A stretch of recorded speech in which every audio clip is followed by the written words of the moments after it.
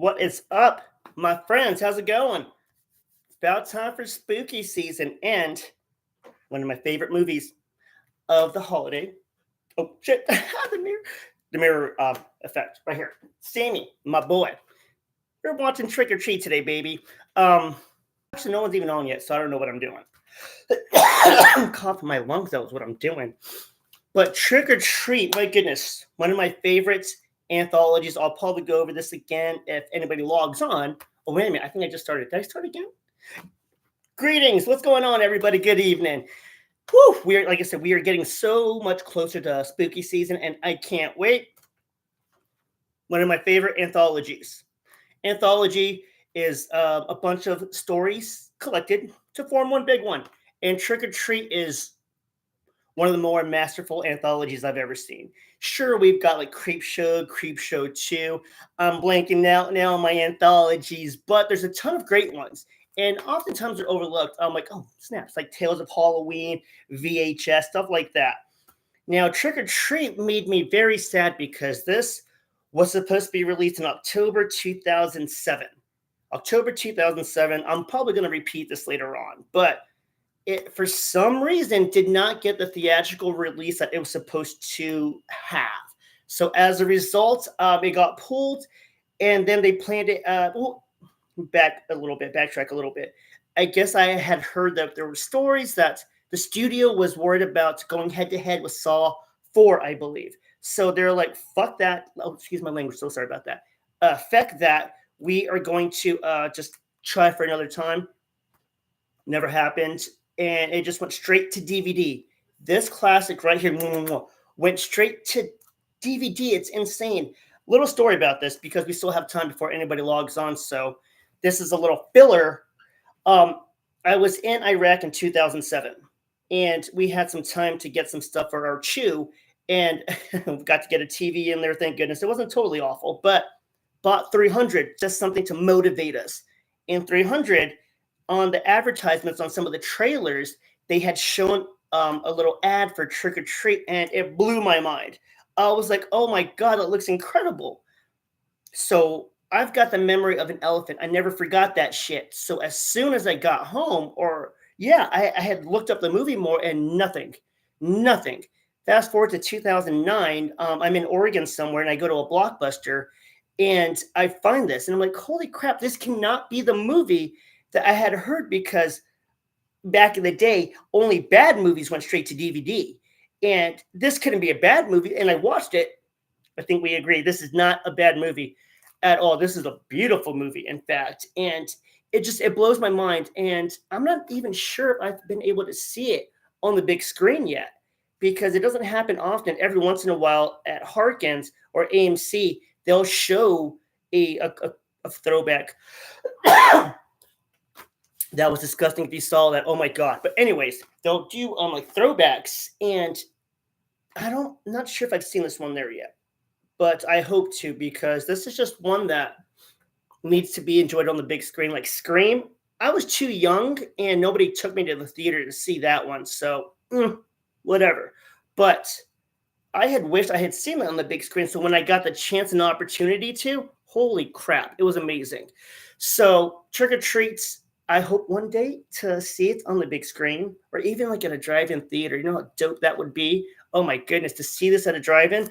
Whoever just hopped on, what's going on? But yeah, so about to start the movie right now. But again, just my absolute admiration for this, because if you watch it, all these stories, like I said, anthology, and they said it was hell to edit. Now, as a YouTuber, thank you for subscribing and watching. Please tell your friends.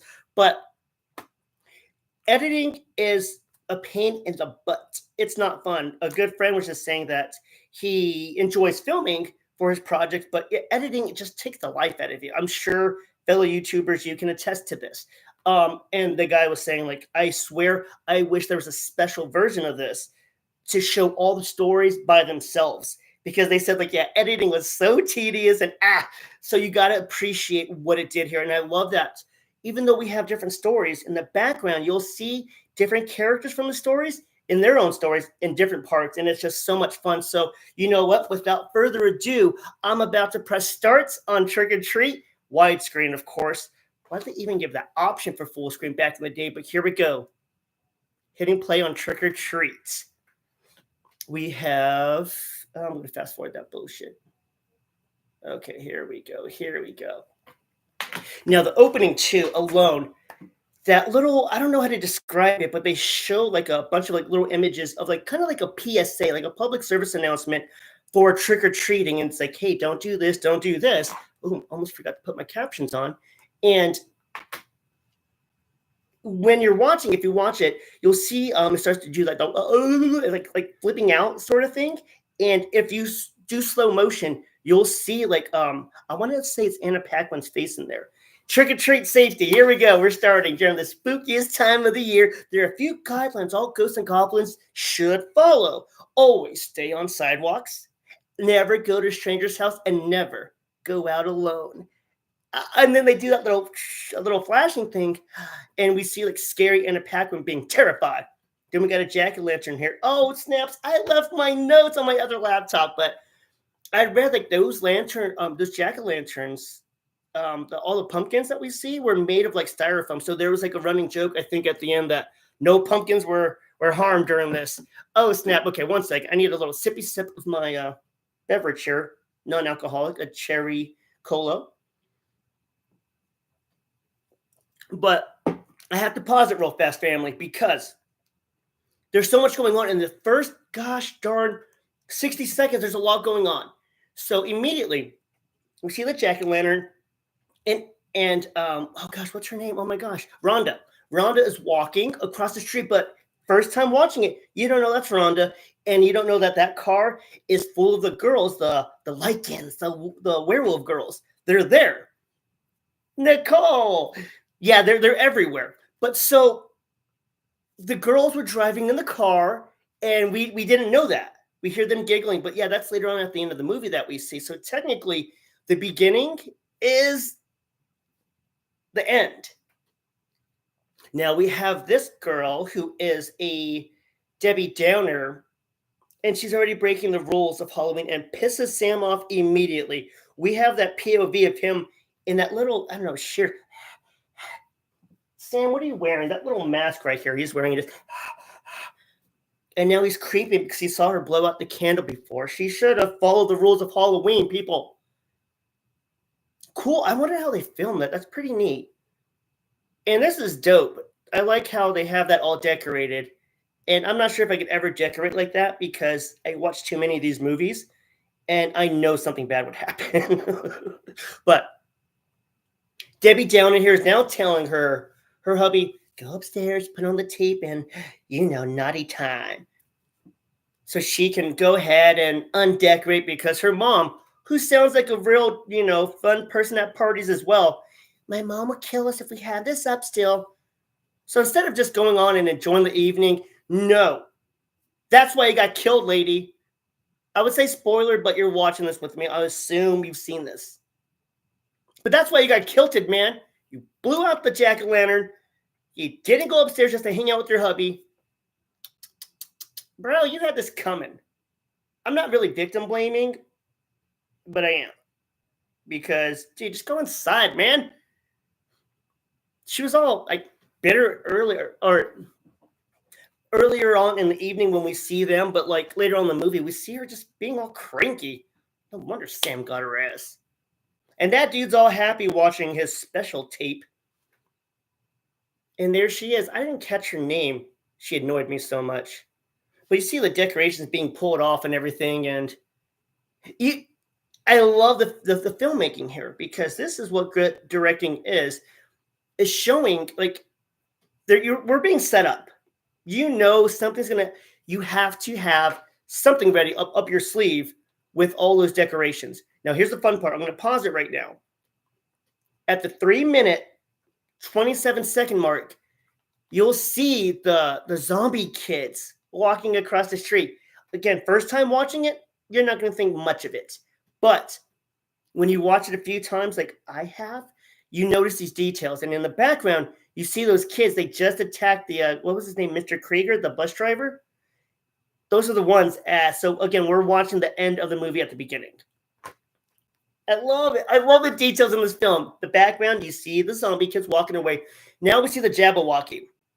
We see the Jabberwocky there, and we're supposed to be on alert now because the movie is giving us a little red herring, be like, hey, look at this guy, little Kansas City Shuffle. Man, not really, he's just a party goer.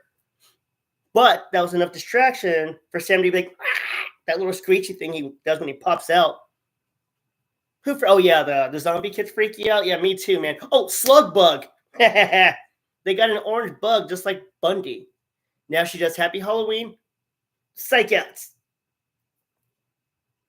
And then here comes the popcorn pop. Cool scene again.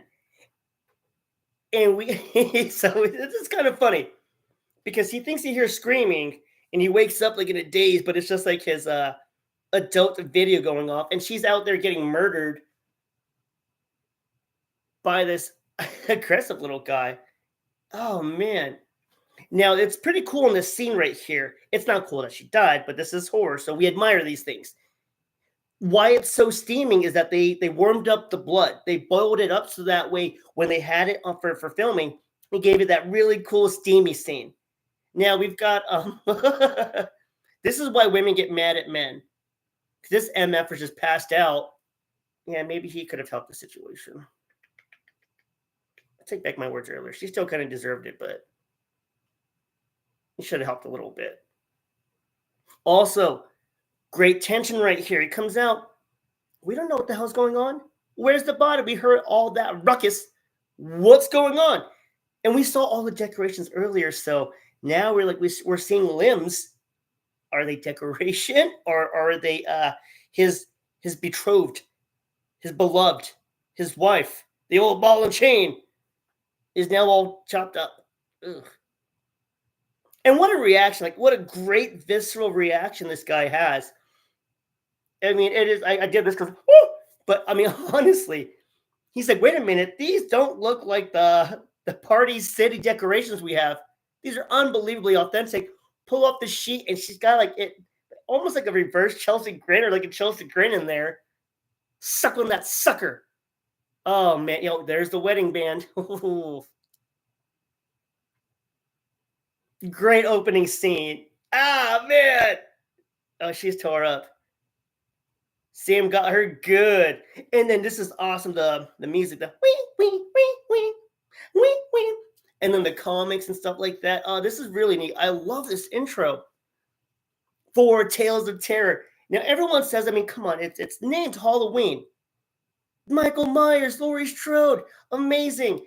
But this sounds blasphemous, but I think this is a better Halloween movie than Halloween.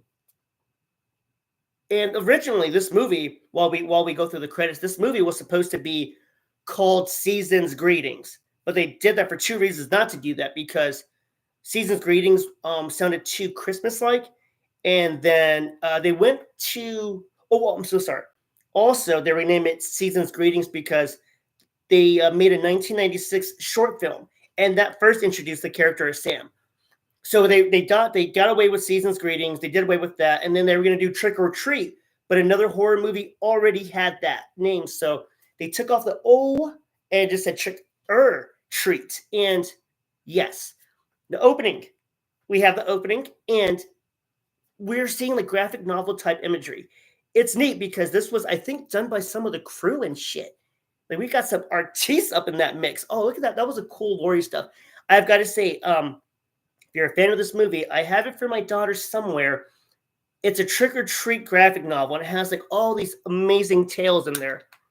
Now, I'm gonna pause it real quick. We are at 7 minutes 50 seconds. I need some caffeine. Here we go. Again, the intro. 7 minutes 50 seconds. I'm pressing play. A lot to digest here. Follow me. We have that jerk carrying the bag. Oh, because you won't be back. Now, there's that little boy dragging the cat. Now we see the Lycan girls. We see the Lycans. We just saw them. We passed them by. We are going to see who else on this little trip. Because this little SOB, it according to the titles or the subtitles, I should say, It says that like a cat in there. I'm like, oh, it's so messed up. Okay. Did we already pass the principal and everybody else? Probably when I was talking. Long story short, we also saw the principal and the couple that just had that disastrous evening. So it says earlier we had that beautiful blood moon. Look at this town, bro. That's, you see that smile? That's how you like. Oh my god. Hello, hey, Aunt Carol, how's it going? There, I just had a little frog in my throat. Look at this. Look at this opening. It almost looks like a mixture of like Dia de los Muertos, like Mexican tradition, and like Mardi Gras. It looks like that combined. What a badass place to be in. Normally, I'm a little, agoraphobic, and I don't like crowds too much, but damn it, that looks so cool. I lived in this place called St. John's in Portland, Oregon, and that's how it looked over there. Really neat. Okay, we are in the movie now. We are at 9 minutes and 5 seconds. We have this little whippersnapper running around in his bear onesie, and he's a little peeping Tom in there watching the girls get dressed. However, that little guy is Sam. That little runt right there is the one in the actual Sam costume. Now, we're seeing the girls get dressed, and we're like, ooh la la, the girls getting dressed. Pay attention to the conversations, because if you hear that, they are really, really foreshadowing, or not even foreshadowing, just leaving hints at what they truly are. Because all we're seeing is some TNA, and it's not, they're beautiful girls, very beautiful. In the Halloween tradition of hoeing it up, which we appreciate, it's distracting. And when you watch it for the 5th or 7th, 10th time, and you pay attention to the dialogue, you're like, oh shit. And look at this. I love it because you have like Laurie's face when she comes out, which is a homage to Laurie Strode from Halloween. So Laurie is dressed as Red Riding Hood. The other one is like Little Bo Peep. This is all things talking about werewolf lore. I love how they did this. Also, the girl in the Bo Peep outfit, look at her little, what the hell is that called? That stick, that rod, that, something to peg with. She has a flask on there, which is pretty cool. It's a cute little thing. It's a cute little pink flask that she has. I never noticed that Snow White had an apple too. Huh. Anna Paquin, man, is she gorgeous. Now, we got this dork. 2330 double D. Idiots. Trying to rizz up these girls, but this guy's in it. Well, this dork thinks that, oh my god, this hot girl is hitting on me. Fellas, if it seems too good to be true, it is. They're probably setting you up to eat you later or put on some goddamn freaking witchcraft shit. Don't fall for it. If a girl way out of your league is all of a sudden like really paying attention to you and rizzing you up, run, okay? We won't run. I would never run. Now we have the kid from Bad Santa just being a menace. But while he's doing this, you see Schrader in the background, who I'm going to pause it right quick. 11 minutes and 30 seconds, we'll say. 11 minutes and 30 seconds. This little jerk is knocking over all the pumpkins. In the background, though, is Schrader. He is part of another story that we haven't seen yet. We haven't seen his character, but he's running around in the background in this story. Okay, pressing play. 11 minutes, 35 seconds. Excuse me. Oh my goodness, that was disgusting. My apologies. Excuse me, one more. My apologies. Now, the jerk kid, I mean, like, don't want to say you approve violence, but this kid is really breaking the rules of Halloween. And this is kind of a satire, I guess. The sign says, take one candy. Take one goddamn piece of candy. Jerk. And the teacher calls him out. He's like, that can't be good for your diabetes, Charlie. Like, what a call out. And then he's like, hey, man, just don't waste a good lie. It's just candy. He's going to kill him anyways. It's so weird that this kid was in Bad Santa. I'm not sure if many of you have seen that. It's a brutal movie. Back to the girls. So back to my point earlier about editing. They said editing this movie was a complete nightmare. I can see why. Just to try to time everything up. So now we went from the principal and his future prey. We've got the Ford Lycan hotties strolling around. They just bumped into the bitter couple So yeah, so these four baddies are looking for their dates, getting all wasted and being mischievous. It's Halloween, man.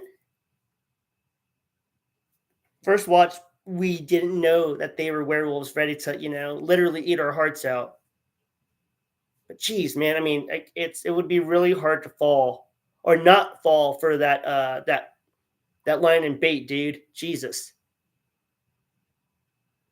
And of course, they're going to the vulnerable guys. They're going to this, which is really neat because that crew earlier. I think you're going to see them later on, but they're like, "Oh, you got some of that big equipment there," and it's so easy to seduce because guys are dumbasses.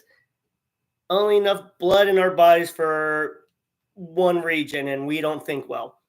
Back to the principal and his nefarious intentions. Oh, I saw that dull last night. He's like, "Oh, I just got a new knife because this, was dull." And I'm just like, a lot of tension here. This kid is gonna die. You just don't know when and how.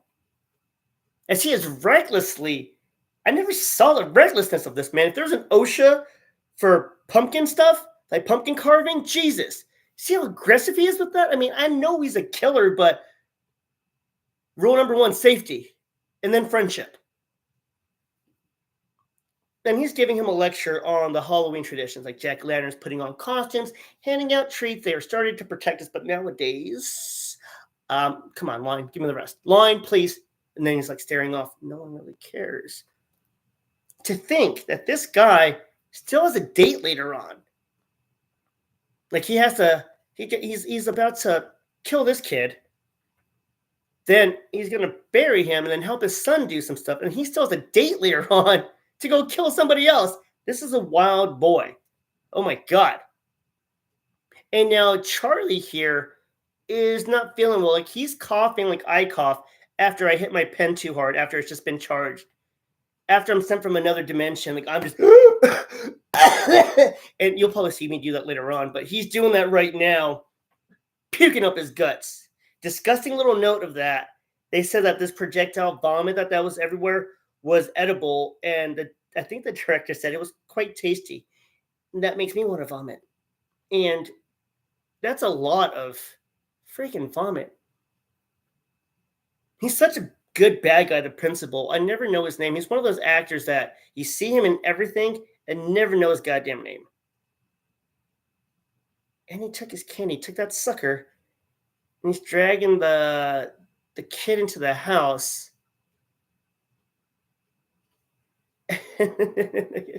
This shouldn't be funny, but it kind of is.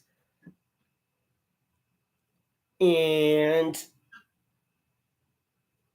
where's that scene where they show more of his little house of fun where he has like razors in the candy and like I forgot like he had like other chemicals you see with like a syringe that on first watch didn't notice. And now we have the other characters of another story, the kids for the quarry and the school bus massacre story. We have these three little they're shitheads. Nothing worse than a traitor. And these three kids scream their butts off and they see the costume. I always get confused with this because they look genuinely scared. But that's probably for the audience.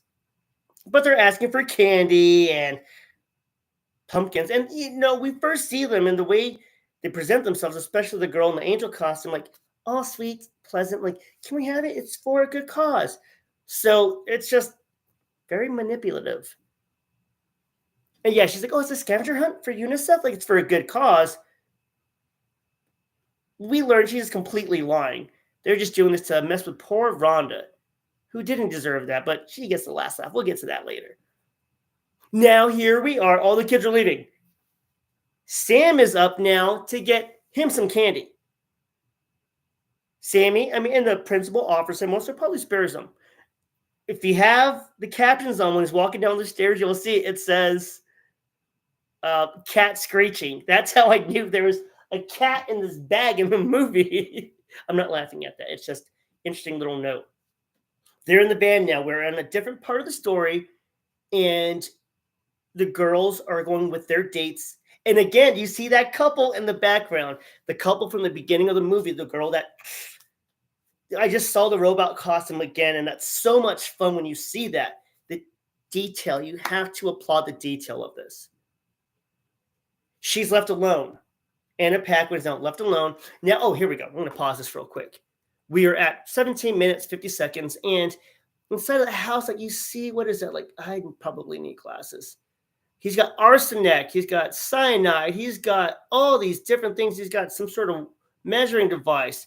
There's the syringe. It looks like a freaking trap house or like a study room in Hannibal Lecter's office. Or no, what was his name? Maybe like a Dollarhide in Manhunter Red Dragon.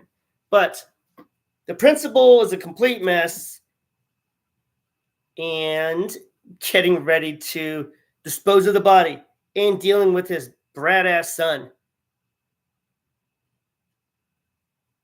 And it's interesting here because I was spoilers here. I was just watching Prison Break and how like the FBI agent had killed somebody on the run and he buried him in his backyard. It's just funny because I was just watching Prison Break about that, and here I am, same thing. He's burying his victims back there, which is not funny, just for the movie.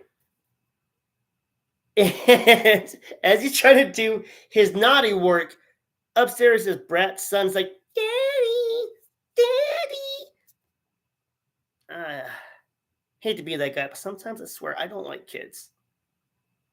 Especially that little brat or that little jerk from the Babadook. Come on. That kid sucks. This kid sucks too. And so in that bag that he has the body in, I guess there was like a woman in there. There's a woman in there, but they had like a voice actor later on doing like kind of like the whimpering. Principal's doing his work, and this is funny because broken record here. Do like a drinking game for every time I say first time watching it, because first time watching it, we're just seeing the principal's cranky neighbor and his demon-possessed dog.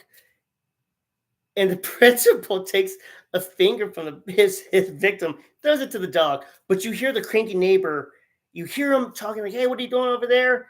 What's that smell? All these things. And we're just like, whoa, okay, you didn't, well, I don't know why I'm doing this, but oh man, he almost got caught. And I never knew that dog's name was Spite. I always thought it was Spike. It's Spite. His name is Spite. So Spite's there going back inside, but all this happens later on, and it's just so funny how they connect all of it. That storyboard and just the editing, like I wonder how much the editor got paid for this. That's wild.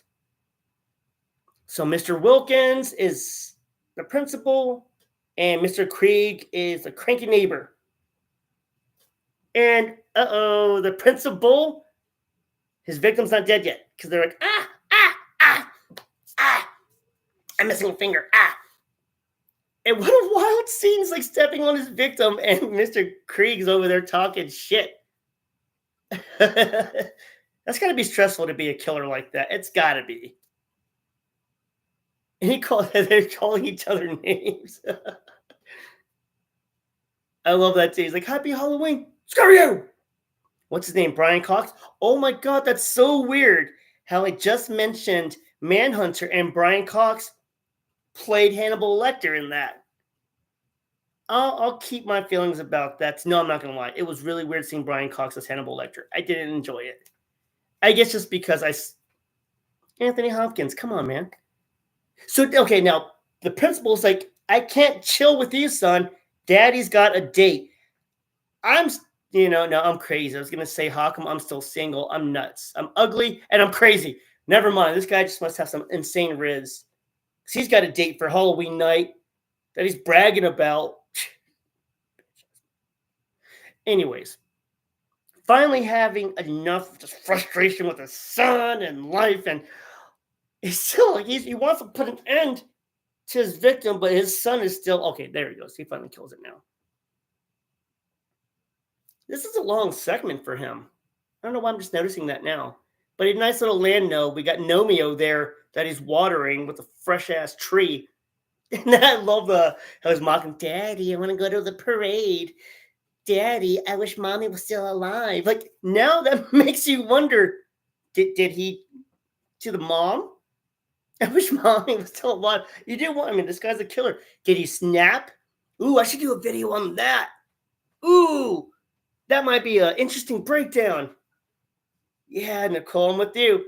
And again, Mr. Krieger's begging for help. He's like, screw you. And then you see him get freaking like a highlight clip of a safety smashing a wide receiver. That's what it looked like. Sam got him good. But that just begs the question, did he kill her? Huh. We'll look into that more. Maybe there's like a novelization, perhaps. And there's that little jerk. There's a lot of Billies in horror movies. I'm going to do a count to see how many movies have the name Billy in it. And that's got to be stressful to be a serial killer. I mean, I see the stress on his face. He's a principal, which is already stressful too, dealing with those little brats like his son. Ugh.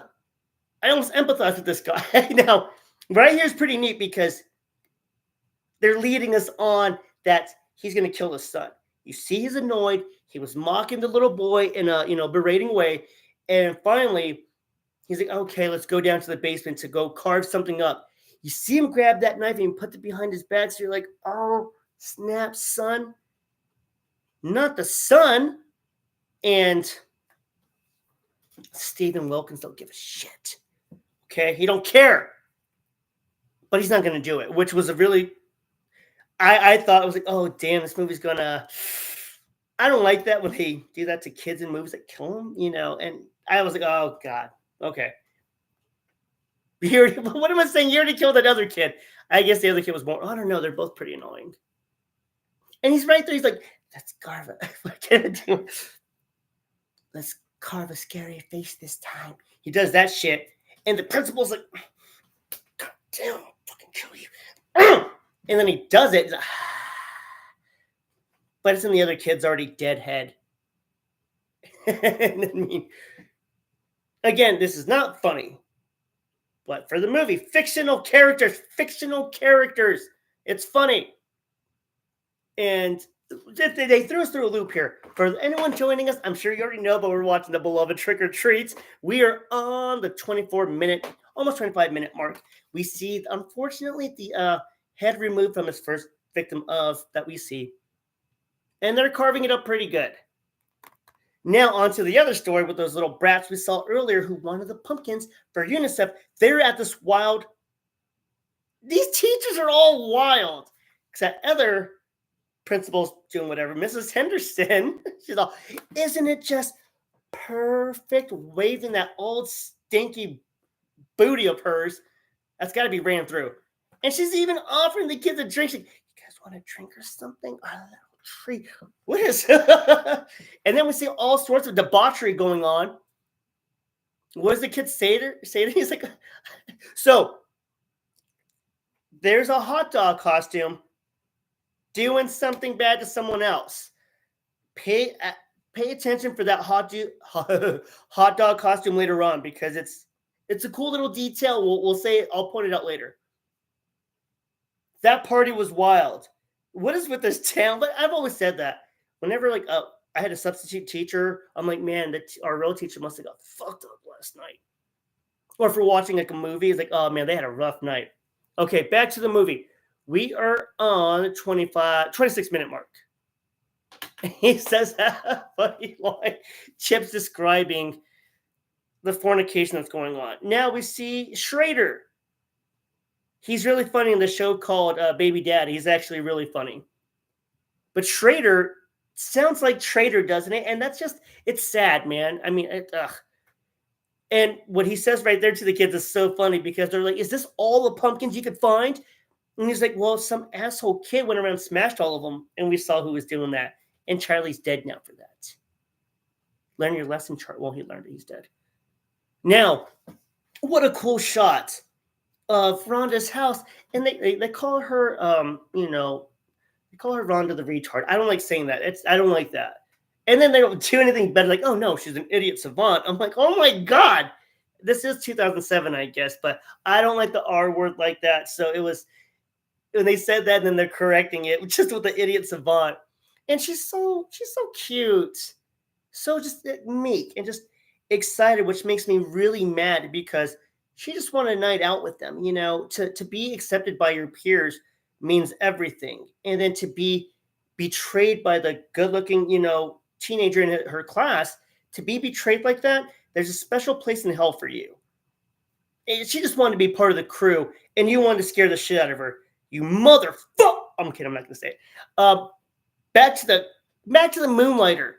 This guy, this principal, is insane. He's got to drop a book on how to spit that game because all of a sudden he's playing vampire with this baddie that looks like where what's her face, Sarah Michelle Gellar, got killed in I Know What You Did Last Summer. That's the alleyway that this looks like. Right? Yeah. Yeah. Big time. This is, yeah. Ugh.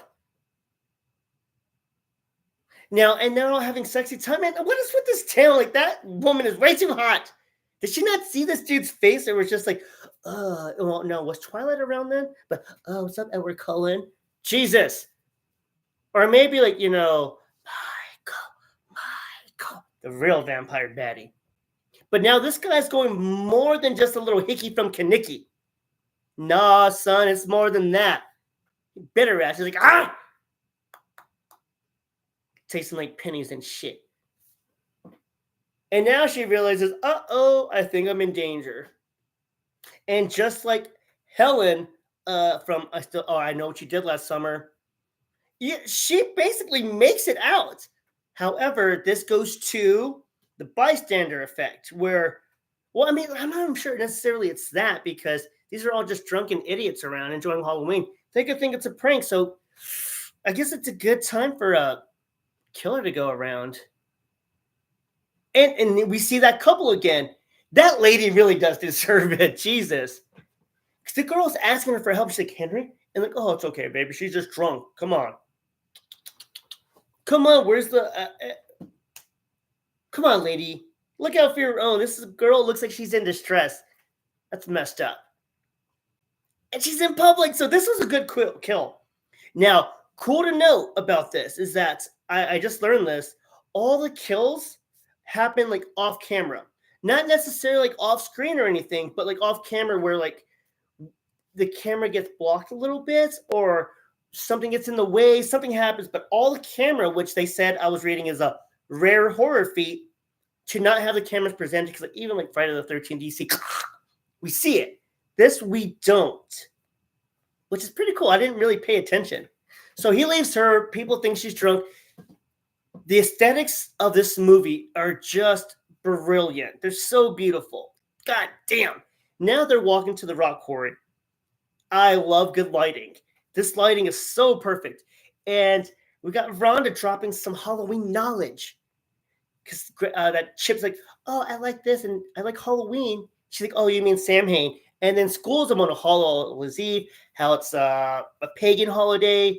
It was taken from a pre-Christian era. Pretty interesting stuff. And if you do your research, she's right. And she does it nice. And then she like, it's so cute. She says all that knowledge, and she's not being condescending. And she's like, I like your eye patch. Such a sweet girl. And then just nasty to her. Be nice to people. Jesus. Excuse me. And that goes for me too. I'm not going to be a hypocrite and be like, oh, I'm the nicest person. No, man. But to betray someone like that, it's just, that's when, like, to be mad or, be a little, I don't know the word for it. Sometimes we have our bad days, but to go out of your way to ruin someone's night and like traumatize them, these little bastards had it coming. Excuse me. So cool right here, the setup, because they're at the quarry and they're like, oh, what is this? What is this? The Halloween. I'm going to go back. I need to read the subtitles because I don't want to flub what it's called. The Halloween School Bus Massacre. That's a pretty cool name. Terrible incident. And she's over here like, just don't call it that. And it's the awesome town legend. And this is so cute because the girl, the mean girl, main one, Macy, she's like, will you let me tell the damn story? And poor Rhonda, her sweet soul's like, you said a bad word. It's so, oh man, I hate it because even if they're not, I don't know, like this, I don't know, like meek and stuff like that. Like when I see other characters get hurt, I'm like, oh, that sucks, bro. But maybe you're a jerk or just, hey, man, that happens. Like Friday the 13th Part 4 is a perfect example. Didn't care too much about those characters, but when they died, I was like, eh. Her though, it just sucks because she's just so sweet and not dying, but like being treated this way. But Macy and them being off like that, that's what you get because you were truly mean. You were truly mean. My heart, right here, I don't know what lens they used or what if they altered anything. How they have that golden orangish hue to this whole throwback for the telling of the story. I'm stuttering right now because I'm taken back by how gorgeous this is. Like the leaves falling, the lineup of the trees on that road, just unbelievable. When you think Halloween, this is what you see. Now, sadly, excuse me, the town is very sad about, or not sad, but they aren't happy with their kids and the special needs. Thank goodness this is all addressed very well nowadays, but like, I don't know what time, it's still unacceptable. But this town decided they didn't want to deal with their special needs kids anymore and had a plan to, it's harsh. Now I read, and we see Sam right there. Sam right there is in the flashback, and he has like a dead crow. I don't know why I never noticed that.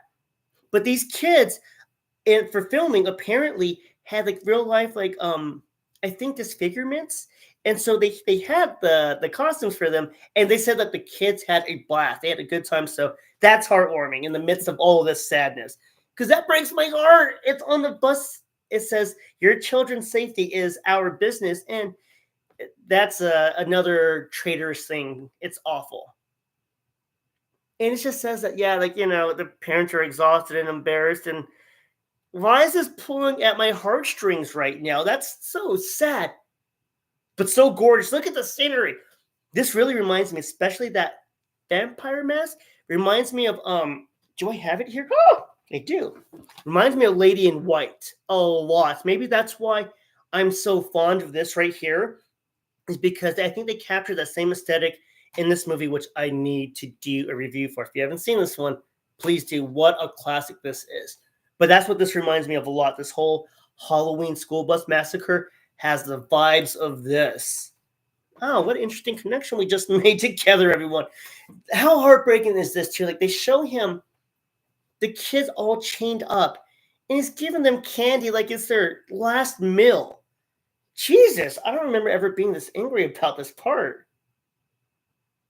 And that poor kid saying wrong way the whole time, but hey, he figured it out. And this is karma coming back at its finest. Because, yeah, man, he does a Houdini added that, and if I'm going out, we all going out. And that was his war cry, essentially. Good for him. But still very, very tragic. However, it makes the ending so much more tastier. And this kid, I don't want to laugh at this, but I just read recently, like this 9-year-old got arrested for driving. Not arrested. They found this 9-year-old little girl driving to Target. So seeing this kid right here, but it was really funny footage to see. This isn't funny though, because that bus goes over that edge into the quarry. Rest in power, little kings and queens. Rest in power, man. But they get theirs at the end. I mean, you've seen this movie, you know. Oh, very sad, man. And it's cool, too, because this guy's like wheezing like me after I hit my pen, man. You know what I'm saying? But you can hear the bus driver when he pops out of the water. You can hear him. The driver was never heard from again, but he has that. I think Brian Cox said that he kept that intentionally later on, so that way we would know it's him if he didn't already kind of figure it out. Which it's not totally apparent. You have to do a little bit of a digging before they actually say it. But so that MFer survives. They always say that the drunk driver always survives in an accident, all that BS. He survives. And the pan up. So they do a pan up from the bottom of the court up to the kids, and it's just the fog, that bluish hue. Now we went from that brilliant, gorgeous golden to now this just icy blue around them. And it's just, I am a sucker, like I said, for color. I got to learn more about color theory because it just fascinates me. And so when they build a beautiful set like this and they film it and just nail it, it's exciting. Like that makes me want to make a movie because you see how gorgeous this result is. And man, right there, all that, like the fog machine coming in, beautiful. Now, why they needed the pumpkins. So that way they could offer, like, as a tribute to those that died. Oh, snaps. And I just read something about that too. I will get to that, I promise, later on about Krieger and his house in the logs. I promise I'll get to that later. Now, for these traitorous sons of bitches, they're setting her up, but they're going down in that little elevator. And it's neat because it's showing us all the things later on that we're going to need to know for their punishment, like the keys for the elevator and stuff like that. And that's what bothers me too, is Schrader is over there complimenting Rhonda. He's like, I like your costume, it's very pretty.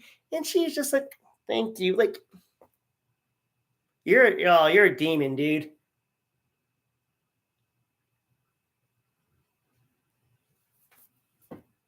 And she just, she's giving him that look of, what a little jerk, man. So they can only hold 3 safely. What did I do? 3 safely. But they're going down, they're going to mess with them. And Chip, that little jerk. Rhonda's, oh my God, I forgot about that part. Time out, real fast. On the DVD, I'm not sure if it's like changes on streaming at all, like on Max or whatever, but for the DVD, at 38 minutes and 15 seconds, look at Rhonda's jack-o'-lantern. It's incredible. I think it's her, like in this distress. Another gorgeous part where the pretty lady, our Red Riding Hood, Anna Paquin's walking around, and this part is hilarious. She, I don't know what's up with that couple. It's like, I'm so lost. I gotta pause it real fast. What's it called in Greek mythology where it's like half man and half horse? What's it called? Like it's not a centurion. What's it called? Minotaur? Is it a No, it's not a minotaur. Anyway, so the half man, half horse thing. We see the dude, and all of a sudden the chick pops out. Like her head's got to be near his ass all night. Like that scene always gets me. And then we see she gets confused. She's like, "Oh, what's up? That's a very strong, muscular back.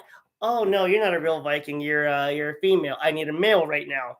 This is for the dog parrot." And she's all bummed out. "Oh, I can't find me a date. Unrealistic. You a baddie. That's bullshit." And now she's getting a phone call from Big Sister. This is so neat. Here we go. Another part, an extension. We got so much going on here. So much going on here. We see Mr. Wilkins in his vampire getup. Cheesy as shit, punk ass bitch. And Sister now is talking to her. But I want to say at that point at the bonfire, oh god damn it, they have so much going on. At the bonfire, all of them are congregating, having good werewolf time, whatever the fuck werewolves do. They're doing their thing. And I think they howl out later on, and the kids at the quarry hear it. Now, DVD part, 39 minutes, 25 seconds. There is her date that she found. He's in a baby outfit. That dude played the big baby in 13 Ghosts. Bet you didn't know that. What's up? But now, keep going. 39 minutes, 27 seconds, bonfire, and they're telling her, "Get your ass over here. We found you a date. It's the dude from 13 Ghosts. Get over here." And she's annoyed. So that poor simp thinking she likes him, she's annoyed with him. He doesn't get that. And I think this is it right here, where she says the wrong name completely. And they all howl. This is it. Yeah, they all howl. And we cut to Rhonda and Chip hearing it. And she says, "Werewolves." And Chip looks at her like, "Bitch, you crazy." But she's right. And the editing. God damn it, it's so good, dude. Now, and at that same time, the elevator comes up. We got to go down there now for this story. Fuck, this movie's so good. On there for realsies. And now we hear shit going on. We hear stuff going on bad. They're in trouble. The jack-o'-lanterns that they had down there are now being popped off. Oh my god, shit! Chip's looking scared. That little bastard's a good actor. And that's messed up because now Rhonda is genuinely like, oh my god, these are my friends. I gotta watch these guys.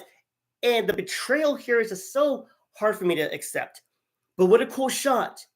She's like, hey, oh man, that pan out, it's so goddamn gorgeous. We have that close-up of Rhonda and Chip, and then they pan out like that, and we get to see the surroundings that they get to walk into, and it's petrifying. Like, this looks like the goddamn asteroid from Armageddon. What did they say, Dr. Seuss's nightmare? That's how scary this looks. And she just heard all these screamings, and that brave girl, centaur, is it a centaur? Sorry, I just barely saw the comment. Maybe it is a centaur. And this brave thing is telling Chip too. She's like, hey, stay here, don't blow out the candles, they'll protect you. So whatever happens to those kids couldn't have happened to a better group for being so, damn man, evil. Evil.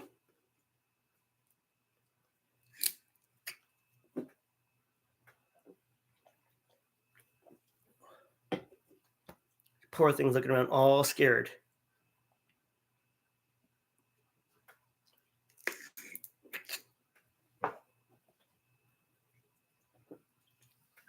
Oh my goodness.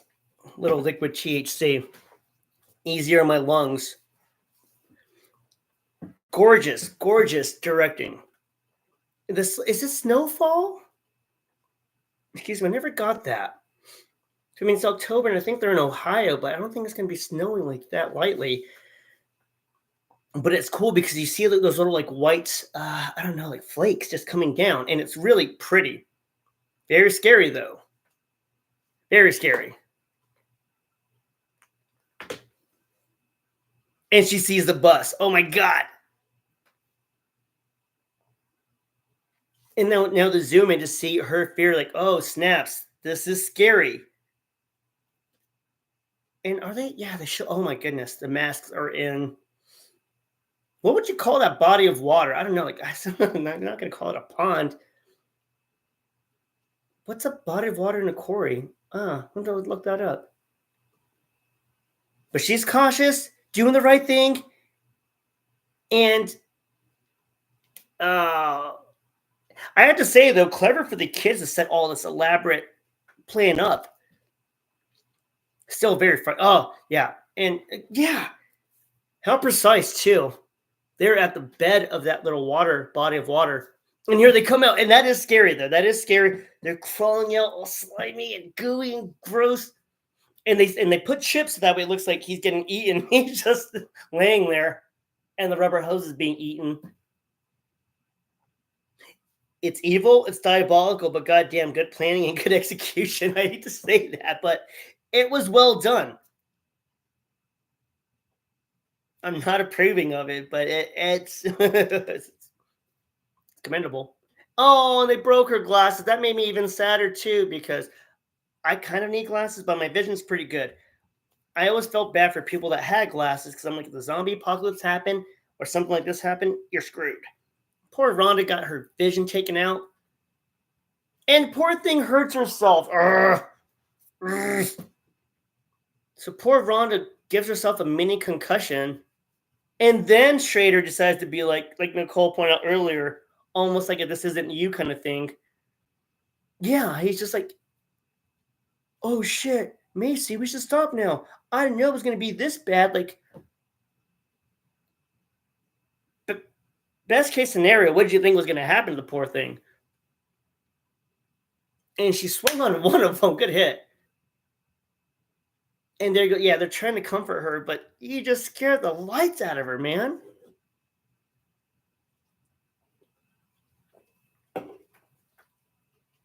And there's the reveal that, oh no, everyone's okay. It's just me, Schrader, who I was just complimenting you earlier. And yeah, she's hysterical. She's like, "Oh, you're all dead," and it's just a trick. Like, do that shit to Macy. That's what I don't like about it. It's the cowardice of it. Like, go after somebody. Don't punch down. Don't gang up on her. Yeah, I really get upset about that part. And even then, when Chip's trying to console her, that little brat Macy's like holding him back. It's like, you really have no soul. Good job by the directors making us not like her character enough so we don't feel bad when we hear those zombies munching on their bones later.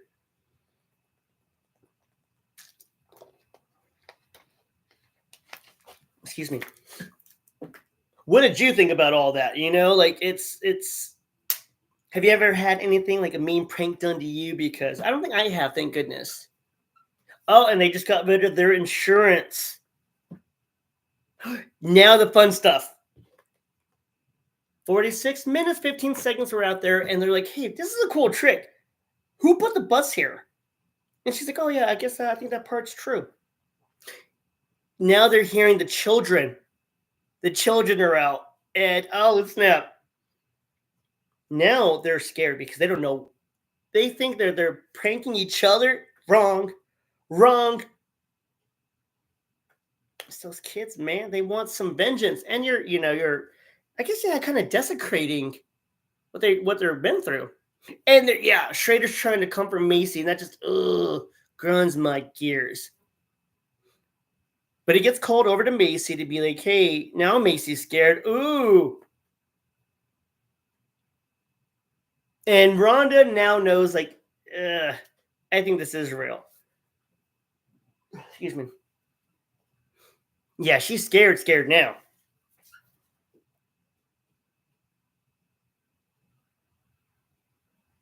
Great acting. These, and I don't think I ever gave them their flowers for this because these kids are great actors, especially Macy. Because yeah, you see her going through all these like sweet and then just sour, and just you see her manipulate, and now you're seeing her in pure terror.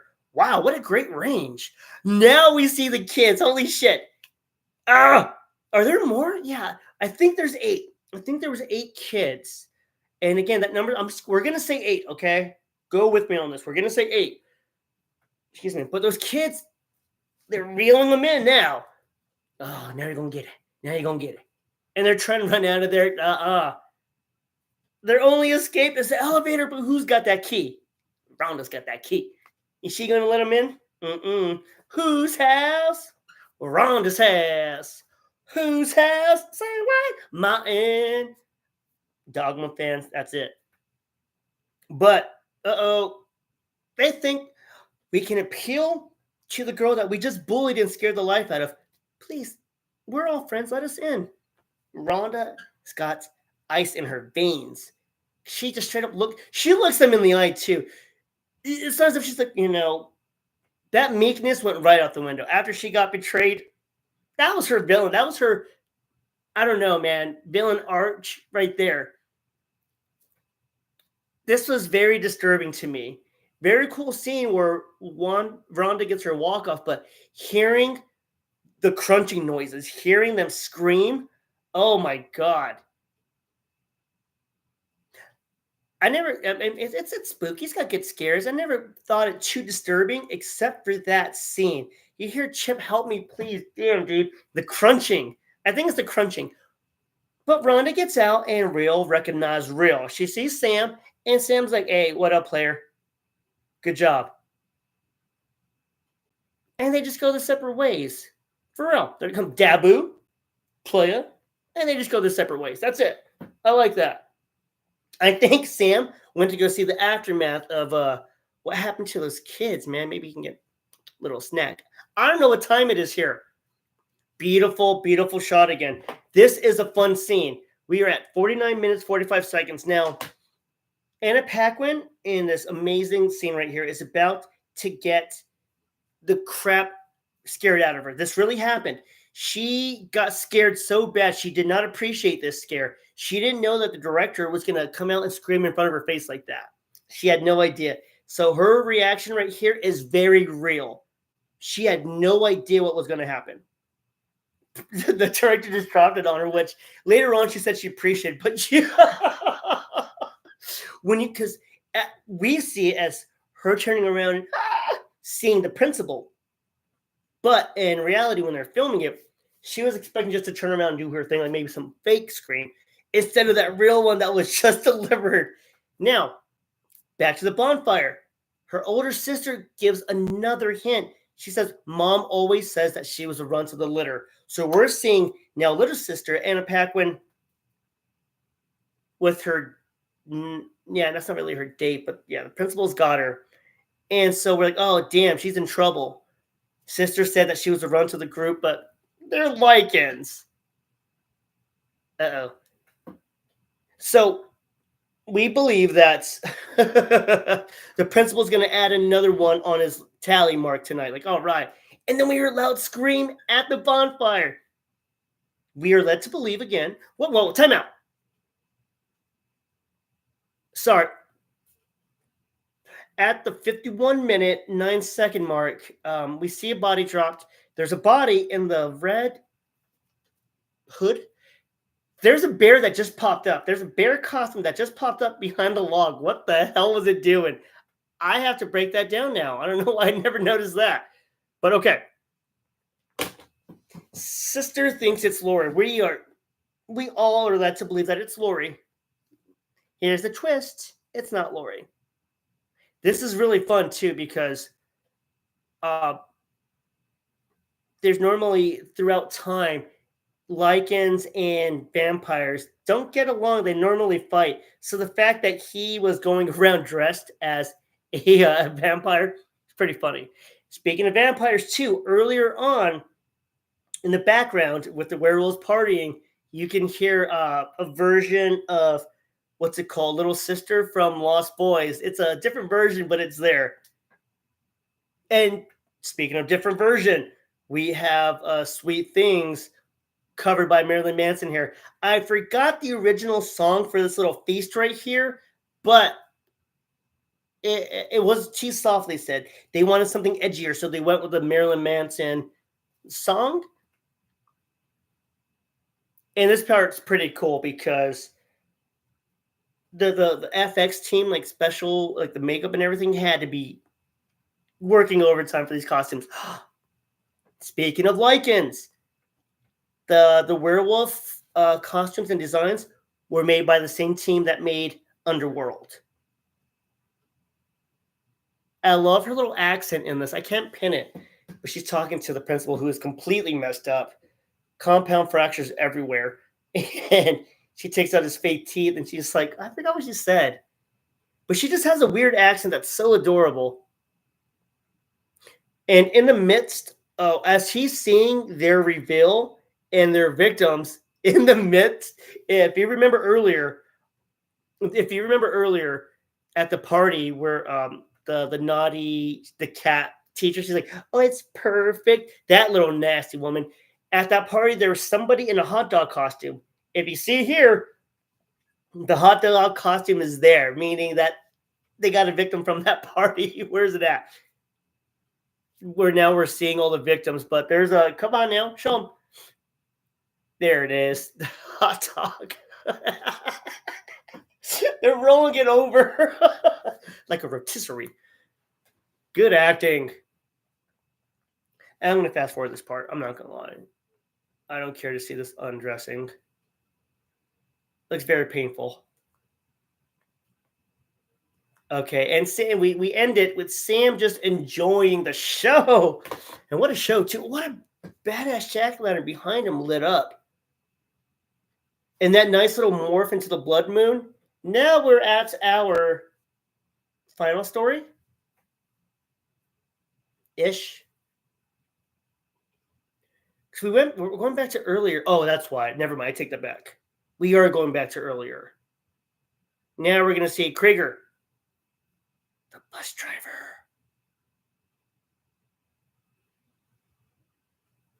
I don't know how they did it so well because everything looks so clear, but so dark at the same time. Fantastic. I'm a dork for it. Fantastic lighting. Jesus. And who else thought that the dog's name was Spike? I swear, I didn't think his name was Spite. Like Sprite without the R, like Spite, Spite, which is a very funny, unique name, but it's very fitting for this bitter old man. If you can remember, I said earlier that there was victims. There were how many victims of the bus accident, bus Halloween bus massacre? I can't even say it. I knew I was going to butcher it, but there was 8 victims apparently. Like I said, we're going to say 8. Krieger has 8 locks on his door for each of those victims. Boom, another knowledge. Ha ha ha. Oh, here's the. Oh no, they've been saying the tagline all day. I was gonna be like, oh, is that trick or treat? They've been saying it all day. And we see the doggy. I mean, this is interesting. Like, where are we at? 57 minutes, and we're about to end it. But what an interesting little change of pace right here. We were going hard for a while. Then all of a sudden, we kind of cooled off because we see a Spike chasing off the trick or treaters. A little comedic relief, which is, I guess, needed because man, they were going at a very intense tempo for a while, and then we kind of stopped a little bit, which is normally when I see that, that's an indicating of like they're rearming the cannons. You know, they're getting their arrows ready again to blot out the sun. Oh my god, I feel like I have to sneeze, and I don't want to. Oh god, no. And I have a running nose. Damn it. Changing of the seasons. Now we see this old, bitter, beaten down man. And I'm not trying to be disrespectful to Mr. John Carpenter and all, but Brian Cox, he based his appearance off of John Carpenter. Hence, that kind of like the long, like I hate to use the word straggly, but he has that appearance. And lonely life, you can see this man is riddled in guilt, not feeling very well about himself or his past. He just self-medicating. Yeah, a lot of self-medication. Poor guy. Nicole, you saw how amazing he looked in body bags. So this guy is just drowning himself and his past in just liquor. And I've been there before, you know, like I took about 4.5 years off from drinking. Here and there I might have a drink. Not often, man, you know, more of a weed kind of guy now. But I understand. I try not to judge because I've been there. And this guy he's not a saint. He did something awful. But maybe I don't know, but I know what it's like to try to dull the pain, and this guy is in a lot of it. A lot of it, judging by those bottles. And that wheezing, I wonder what that's from. I mean, I have a wheeze because I smoke weed, but I don't know what his wheezing comes from. Excuse me. And this house just reminds me of just like any grandparent's house. No, I guess that's not fair. Well, I guess it is kind of fair.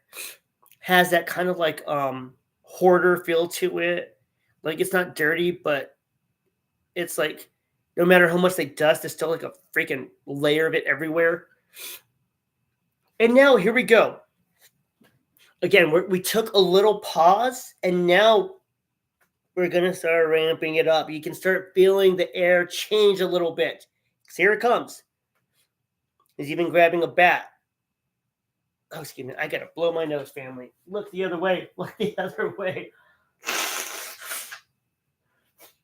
I'm so sorry. Okay, anyways. So he's looking for Spite. And he has his, and this is where we go and meet Mr. What's his face? Mr. Wilson, excuse me, Boogies. Mr. Wilson from earlier, because there's Sprite in the backyard digging at the hole in the fence. Little jerk. And now we're interweaving? Yeah, interweaving. Now we're interweaving the stories again. Yeah, man, that editing had to be gnarly. Because here we see the point of view from the other side where the grass isn't greener. That's like that spot, dog. But anyways, so on the not so green side of the fence over here, now we're seeing what was done earlier. We just saw the principal and him being all frantic about everything. Now we're just seeing it from the annoyance of Mr. Krieger, and he's got a stalker. He's got this guy in his backyard looking around, ready to do some damage. He's gonna pummel that ass mother. And interesting backyard. It just looks so depressing. And it's kind of sad that I like it. But no, yeah, I mean, like they say, like houses have an energy. That house looks sad as shit to match him.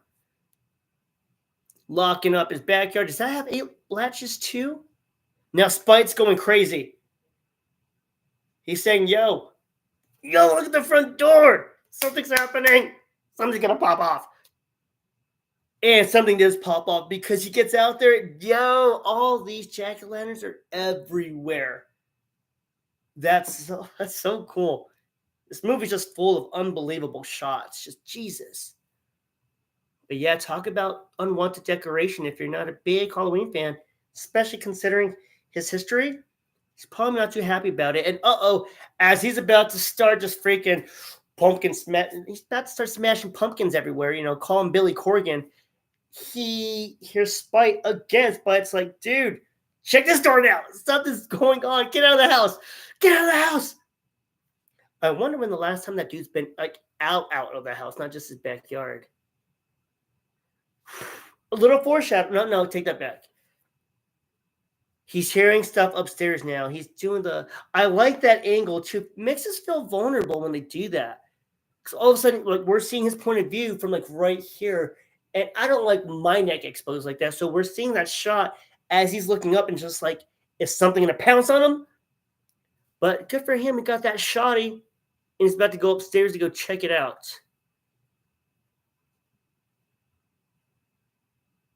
He's looking for Spite. Is Spite upstairs? He lets out the little dog whistle. Little Marco Polo. The doggy. And that's an excellent staircase shot. Oh! And just as he's about to go upstairs, pop! The light bulb goes off and Sam goes running by. And it's eerie how Sam looks very, I forgot who pointed it out, but almost similar to Chucky. Reddish hair later on, overalls. I was going to say short, but I'm short. There's Krieger trying to find his dog. And does this man just have only one light bulb in his house? Does he not have any other lights?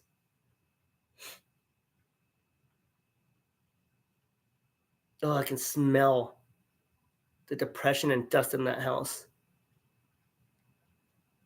Great tension buildup as he's going down that hallway. Almost feels like that Poltergeist hallway where you're running in it for a mile and haven't gotten anywhere near the door. About to bust open the door.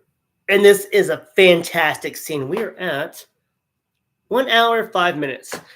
And fantastic part right here. I want to say this is it. I'm getting ahead of myself.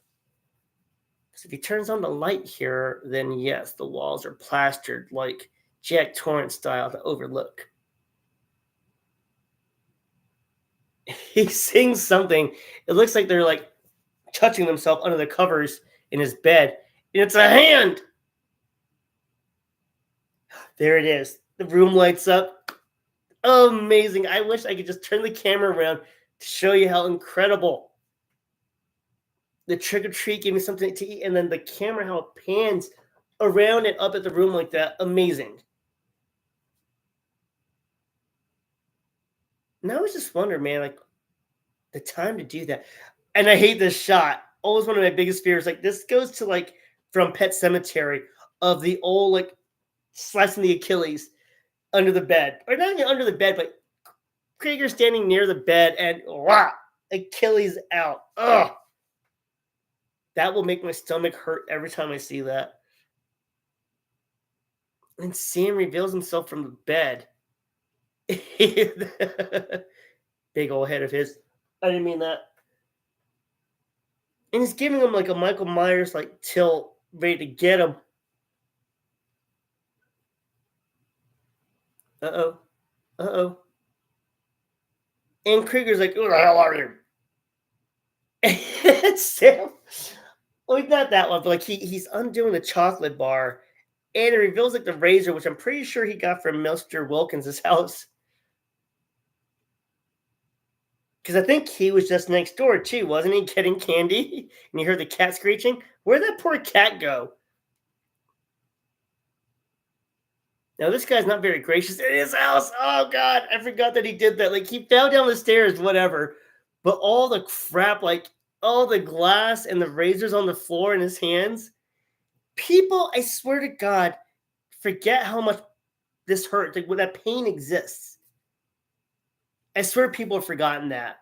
I couldn't imagine putting my hands down on a floor that just has broken glass and razors. Like, reminds me of Saw 2 when she gets thrown into that pit full of syringes. Blah! Now, the driver's trying to get out of the house. And this is so badass. We see Sam up top crawling around. Spider Sam does whatever a Spider Sam does. And he's doing the thing, dude. And Sam lets out a little chuckle and just, yeah. And he's just giving him noogies and stuff. Yeah, get him.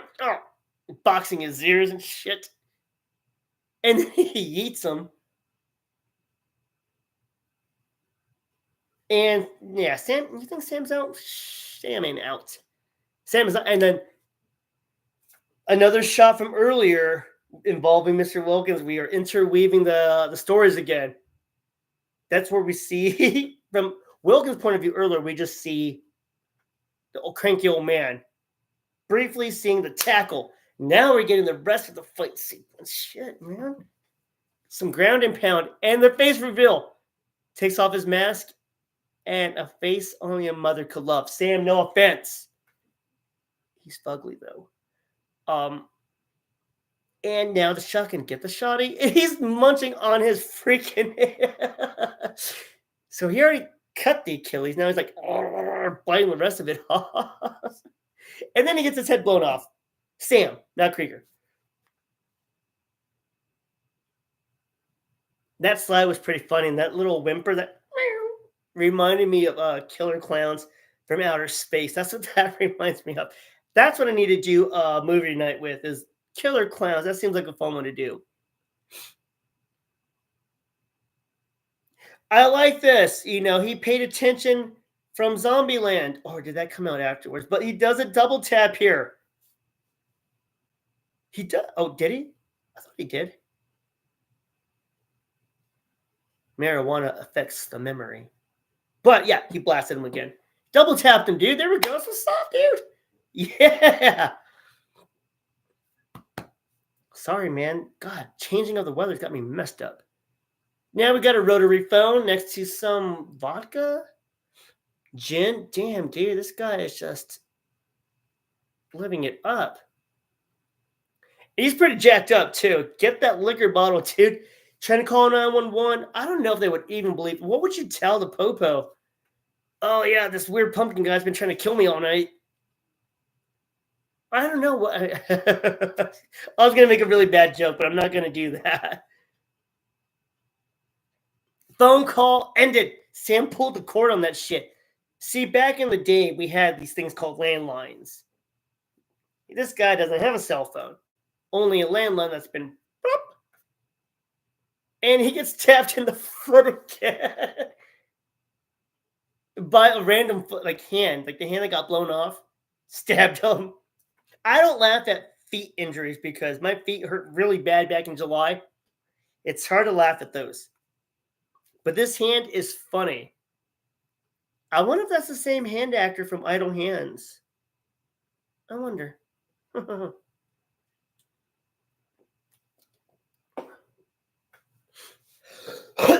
Excuse me. Excuse me. So, as Mr. Krieger still, recovering from getting tenderized, Sam is pulling himself together, pulling himself up by the bootstraps. You know what I mean, brother? That's what he's doing right here. And he looks mad. Excuse me. Ah, damn. I think it's in All Hallows Eve 2, which is up there somewhere. looks very familiar to this, and there's a messed up scene in there with like pumpkin seeds. It made me very weary about pumpkins again. But Sam's pulling himself together to go for round two on Krieger. And I never understood, like, not the end game. I mean, Sam's just gonna do whatever, but why did he stop? Why didn't he finish the job? What did he just stop for the kids to get revenge on him? Because he gets that his signature lollipop here. He's strutting towards him nice and slow. There we go. Now weaponize it. Yeah. Getting ready to off this dude. And then he stops. Maybe he knew justice was coming in another form. I just never knew. But this part's funny too because now Krieger's trying to fight back. I'll give him that. Salty Dog's got some fight in him. And he tries to get a glass bottle to fight back. And Sam just stops and breaks his arm. He snaps that shit. And now it looks like Sam's going to finish the job. There we go. Yeah. That scream makes me laugh every time because it's fake because he didn't get hurt. Yeah, that 911 call would have been wild. Dave, what's up, brother? And then Nicole, you're right, man. Grab a Snickers. Damn, do I have any? Now I want some. But yeah, Brian Cox's been getting his ass beat for the last 15 minutes. And I think he's out of booze too, poor bastard.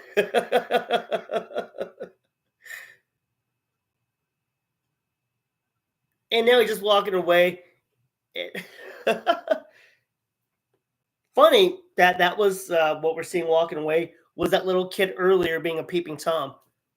And I'm still confused why he didn't finish killing Mr. Krieger.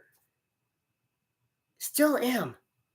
But, I mean, like the bus kids finished the job later. But I've read somewhere that it wasn't just the bus kids. I'm not sure if this is true. This is the first time I ever heard it. But doing research, they said that some of the costumes were the bodies of the kids that the principal, Mr. Wilkins, had. Now we have the reveal at 1 hour, 14 minutes, 30 seconds of Mr. Krieger. How many people are? Shit. I want to count the victims on there. Let's see. 1, 2, 3, 4, 5, 6, 7, 8. Yeah, there's 8. Excuse me. Yeah.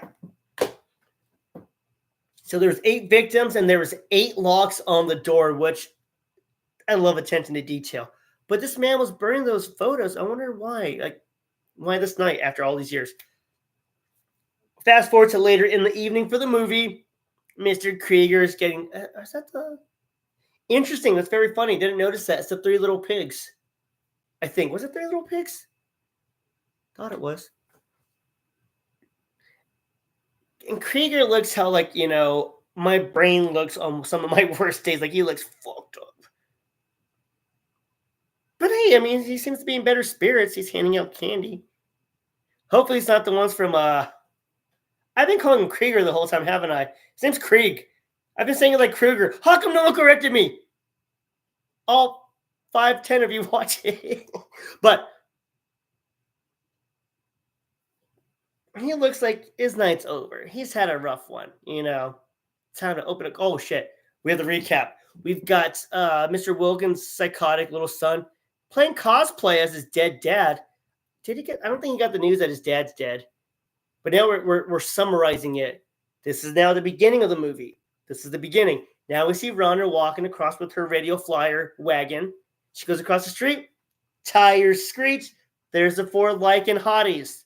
They're cracking up, burping up dead bodies, and they're leaving. Sam's across the street. And he's just like, I don't know what he's doing. Just having a stare down with Krieg. And now we see the bitter couple. It's come full circle. Amazing. Because she has to just end the night so bitterly. Sam don't like that shit. And I like the costume though. It reminds me of a Beastie Boys video. And Sam, he's already got the tool ready. Hey, why not use it? He's like the dude in 40-Year-Old Virgin. He cannot put this away until it has spilt blood. Damn, Creek's house looks awesome. But here we go. The grand finale. Sam was not playing at all. Here we go, though. Oh, this is great. He gets the final knock, and there they are. There's. Now, I gotta see this. Is this. Yeah, whoever said that last part was wrong. Yeah, this is the 8 kids that he was responsible for. And we end with Trick or Treat. Well, folks, thank you for watching.